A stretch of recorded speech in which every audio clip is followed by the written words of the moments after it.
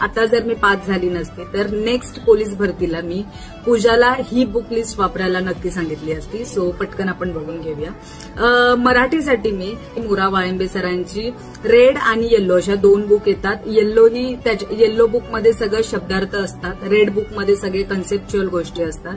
तर मी रेडवाली book conceptual गोष्टीसाठी वापरलेली आणि शब्दार्थासाठी मी तो 45,000चा जो पीवायक्यूचा ठोकळा असतो ना, त्याच्यात सगळे पीवायक्यू अॅनलाइज करून दिलेले असतात, ते यूज केलेलं शब्दार्थासाठी. ओके. त्यानंतर जीके साठी मी एकच बुक वापरलेलं, ते म्हणजे तात्याचा ठोकळा आणि अगेन तो 45,000चा जो पीवायक्यूचा ठोकळा होता तो.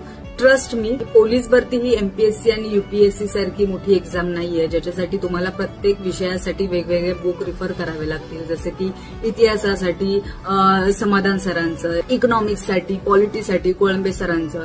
तर पोलीस भरती खूप बेसिक लेवलची एक्झाम आहे. सो तुम्हाला तात्याचा ठोकळा जीकेसाठी इनफ आहे आणि तो हाफ डेचा मी स्पेशली त्याचं नाव घेते बिकॉज मी ते यूज केलेलं. सो हाफ डेचं तुम्ही ते 45,000चा ठोकळा यूज केला तरी चालेल.